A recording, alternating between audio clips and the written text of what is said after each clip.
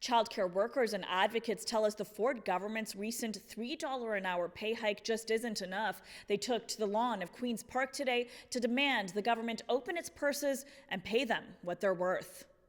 We cannot continue working in the field that we are working for peanuts.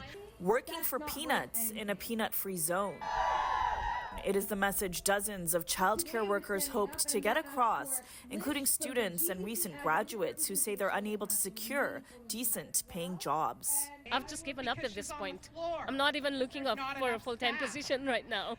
But with tens of thousands of Ontario families waiting for affordable childcare, full-time workers are desperately needed. The shortage of childcare space is directly driven by the shortage of workers. Because of the low wages in the sector, we cannot recruit and retain enough early childhood educators. People are leaving the field in droves, and we actually don't have enough staff in our centres to ensure that we're able to provide care for our families. In an effort to ease staffing shortages, Education Minister Stephen Lecce announced an almost 20% bump in pay for early childhood educators just 2 weeks ago, raising the minimum wage from $20 an hour to almost $24 an hour. The hike brings Ontario's ECEs from some of the lowest paid to some of the highest paid in the country. Is that not enough?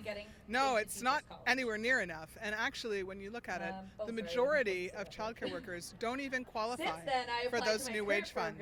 It's too little, it's too late. It continues to really undermine the morale and the dignity in the profession. So here's what they are calling for. Will the minister commit to a salary scale starting at $25 per hour for all childcare workers and $30 per hour for registered ECEs today? Yes or no?